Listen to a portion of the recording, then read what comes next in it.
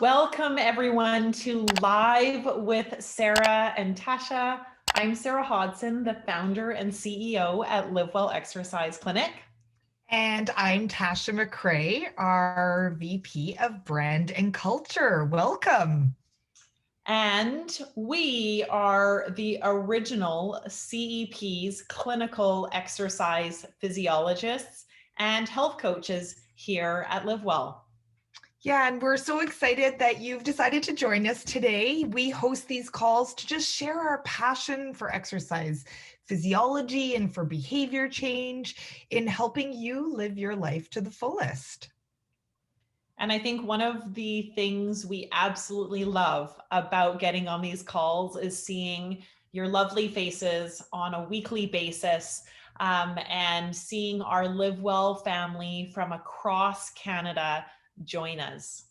Yeah, so please, anytime throughout our call today, feel free to use the chat function if you want to join into the conversation. And a friendly reminder that if you can see yourself on the screen, it means we can see you and everybody else can see you. So again, as Sara said, we love to see your smiling faces, but we just want you to make sure that you know if you're being watched.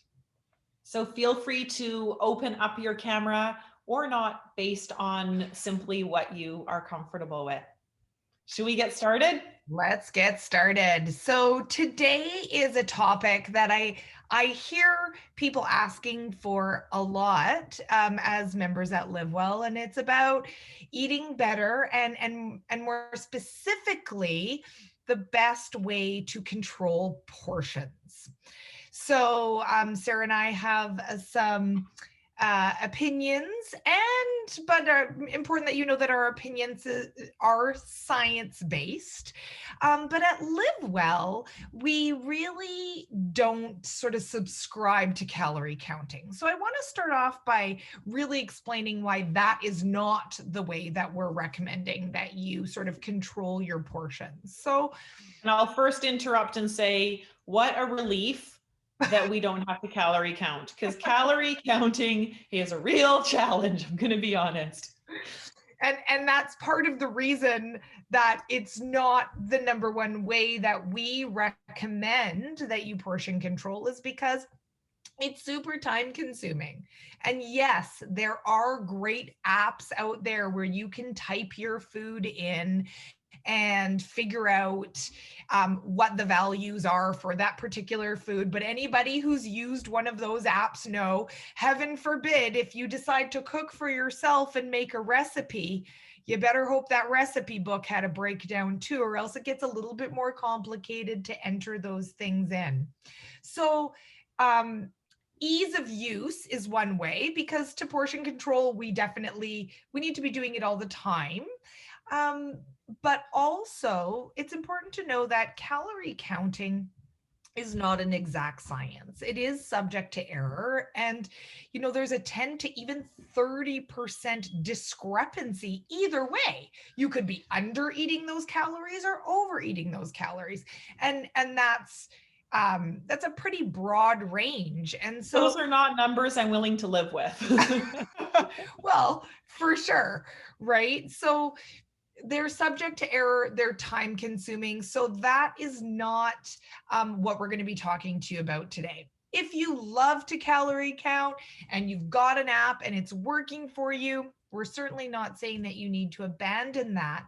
But we do have a way that we believe is easier and won't have to have you getting your smartphone out the next time you're at a restaurant or at the dinner table trying to sort out if you've got the right amount of food here.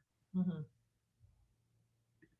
So Sara, do you want to share the method? Yeah, and so I think that, when, what Tasha's really kind of talking about is, how do we really kind of individualize this? We know we're all different. Some of us can eat more than others. Some of us are smaller in stature and size. Women tend to be more petite than men. And so how is there a steadfast rule that applies for everybody? And so really, in kind of respecting different sizes and even gender differences, there's something called the hand portion method, simply by using our hand as a measuring tool. You don't need measuring cups. You don't need a scale. You don't need something suspended from your ceiling that you throw your meats on to balance it out or cut up your veggies and weigh them. You simply can use your hand. And really that helps us to determine how much we can eat.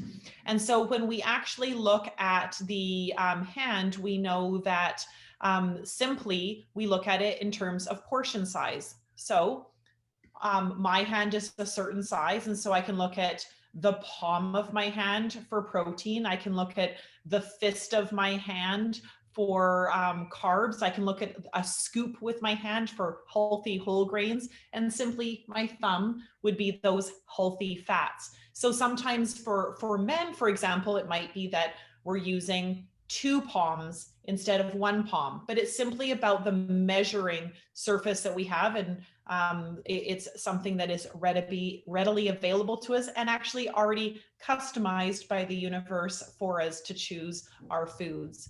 And so that's a method that we know can work a little bit better. And then once we get consistent at actually using the hand portion guide, that's when we can start to make adjustments and tweak to really customize it for ourselves. So let's start, Sara very quickly went through, and you might be writing down, what did she say for what? So let's go through sort of what a typical meal looks like and what a healthy plate, if you will, would look like. And when I'm talking about a healthy plate, the Canada Food Guide has been revised in the last year. I think it's in the last year, 2020, might have been in 2019. Hard to say, 2019, 2020, bit of a blur. So for all I know, it could have been 2018, but it feels very recent. Very recent. So, and the Canada Food Guide, we've seen huge improvements in the recommendations that are being made. So with the Canada Food Guide, we see that they located in, or display what you should be eating in a healthy plate. And half of that healthy plate should come from fruits and vegetables. So the problem is, what if Sara's eating off a salad plate and Tasha's eating off of a dinner plate? And I bought these dinner plates from Costco a few years back, and they're massive. So you're putting these little portions on your plate and you're looking at it going, wow, I must be eating like a bird. There's barely any food on this plate. But it's an optical illusion because my plate is massive. So how do you know, in the fruits and veg category, am I getting enough? And that's where a serving of vegetables or a fruit is about the size of your closed fist. So, John on the call here may have a bigger fist than I do, because Sara was talking about, sizes of people. And that's where the fist comes in really handy. My husband's hands are way bigger than mine. He's probably going to be able to have more. But a good, to fill that plate, no matter what size your plate is, for most people, 2 servings. So, we're talking about this much veggie on your plate.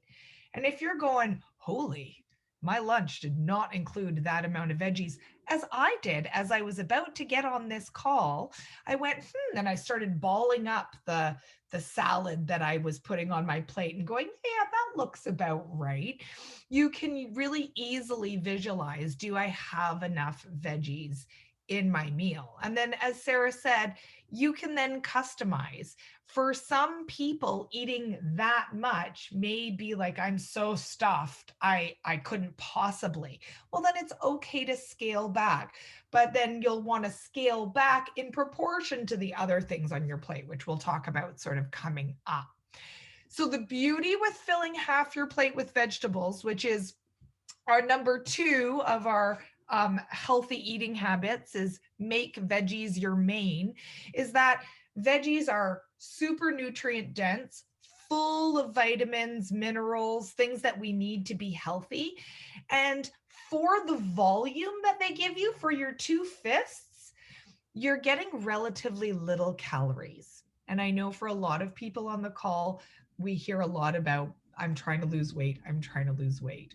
And so making vegetables your main, filling up that half of that plate with veggies or fruit. Again, tropical fruit will have more calories than other fruit like apples, but filling up on those foods will fill you up for less calories. And that can be a really great strategy for helping you eat well overall. And another quarter of your plate should be whole grains. So when we look at whole grains, things like brown rice, oatmeal, etc., those things are really something that, I mean, we can think of scooping. So it should really be, again, the cup of your hand. And again, that should equal to about a quarter of your plate. So usually whole grains are things that we can scoop and put on our plate. We're welcome to use a utensil to actually scoop them onto our plate, but you can just visualize what that would be like to use the scoop in your hand. But a quarter of your plate being those healthy whole grains. And if you've ever, had a pasta meal, you might find that you can't hold very much pasta in your hand. But really, it should be, I'm told by some Italian friends that pasta is supposed to be a side, not the entire plate of your meal. We've really butchered it over here in North America, haven't we? So next, so we have half the plate of veggies. We've got a nice little scoop of whole grains or grains on this side. Now we need to include some protein in our meal, remembering from our 7 healthy eating habits that we want to include protein at every meal. And again, protein is about the quarter of your plate, but you can use your palm as your gauge on a protein. So my husband loves that because his palm is like the size of most of my hand. So he's like, I'll take the big steak and then I just have the little steak. And as my boys are getting bigger, I'm having to think about the size of their palms for doling out. You can That's see pretty smart, Tasha. Yeah. I like that. I'm going to start you looking at the size of my kids' hands to budget my grocery bill. Yeah, and you can see that at my home, we don't eat steak very often because everybody seems to be vying for the large piece and throwing their hand up in the air going, give me more, my palm is bigger. So size of your palm. And like important to remember, protein comes in different size or different types as well, right? It might be really easy to measure something like a piece of meat with the size of your palm, but remember that protein comes in things like your beans and legumes and peas, and then they're kind of packaged with a carbohydrate in that area. So you might, I had lentils on my salad today, and that's a bit of protein and a bit of carbohydrate. So it's not always quite as clean as being able to categorize. It's very easy if you're like salad, meat, potatoes, but it gives you a ballpark, the hand method. So, did I have enough lentil that I think that it would sort of cover that palm size protein? And the last one is fat. So fats is, we're going to use our thumb as a measuring device for our fats. Fats are things that are really energy dense. So they actually pack we get 9 calories of energy from every gram of fat. That compares to about 4 calories for, say, a carbohydrate or a protein. So very energy dense foods.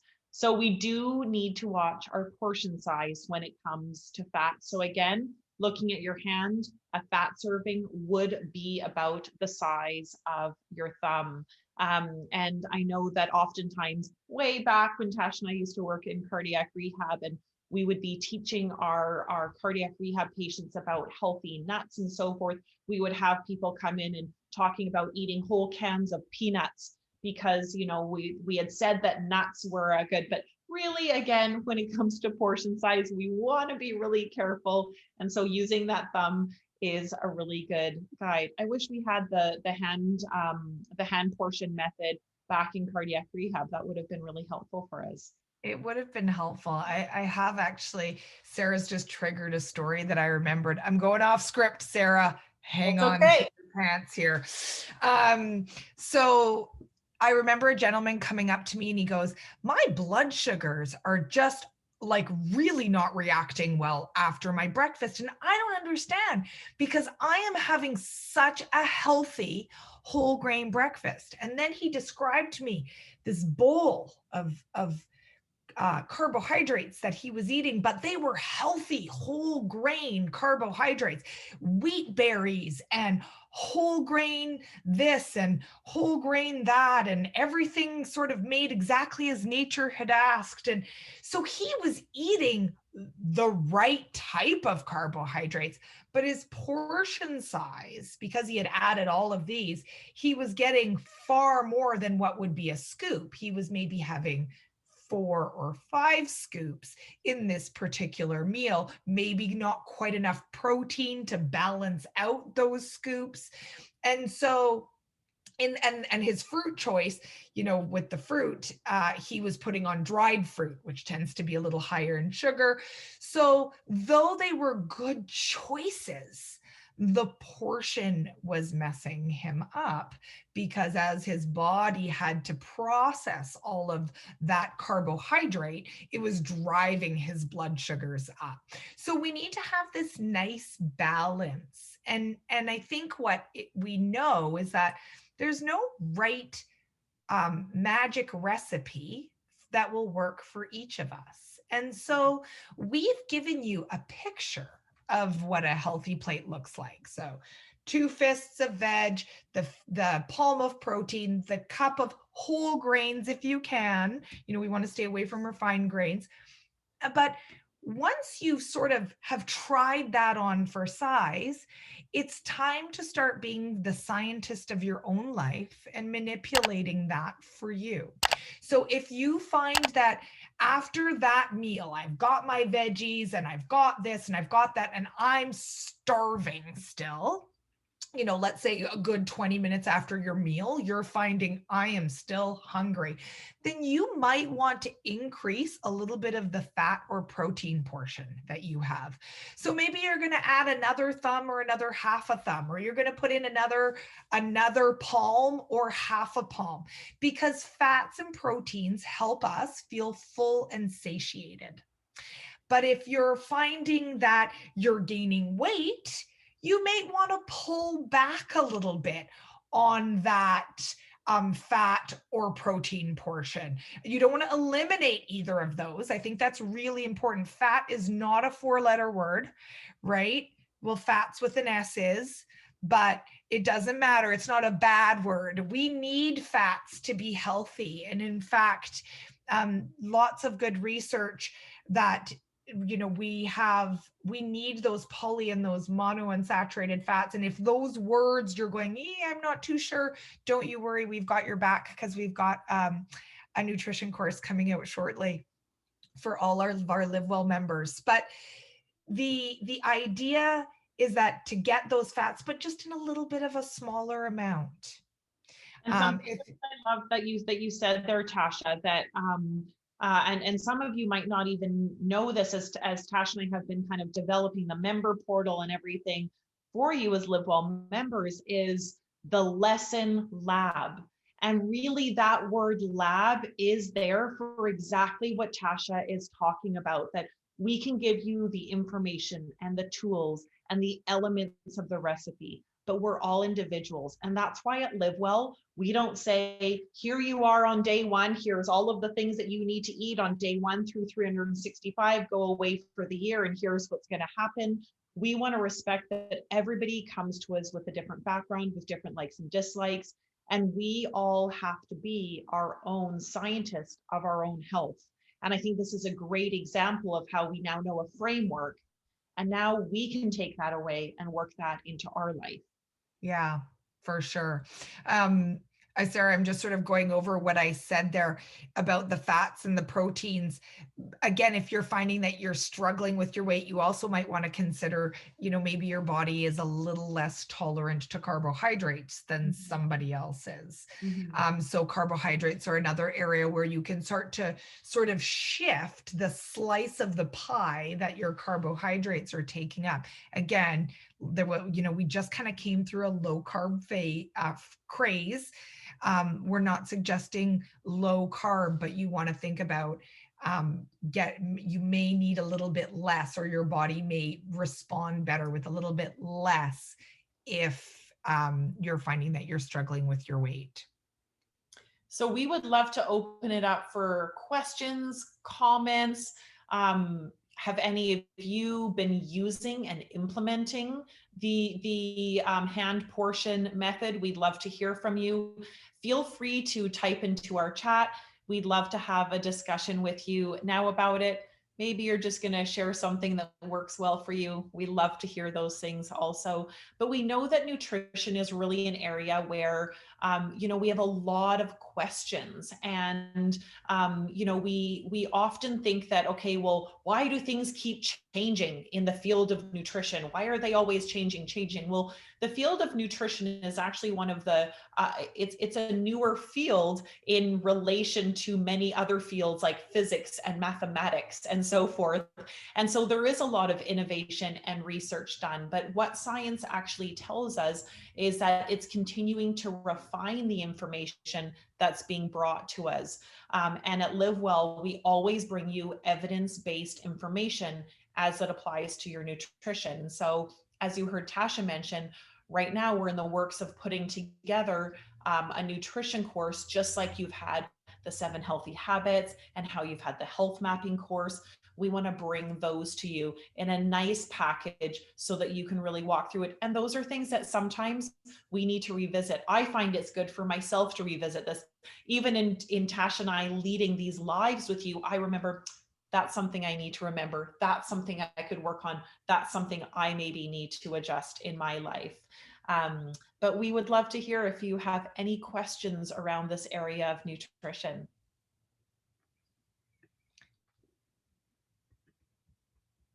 Ooh, I love it. Let's start with cheese portions. Yeah, that's a really good question, Raina or Rania. Cheese would be considered a fat portion. So again, you'd be looking about the size of your thumb. I know that's a tough pill to swallow for us cheese lovers, but cheese, you're getting a little bit of protein from the dairy, but most people are putting cheese in a fat serving. And Tasha, the other question here is, if my goal is to lose weight and I'm not seeing the results I want, should I just keep cutting down on my portions? Yeah, that's such a good question. Mm-hmm.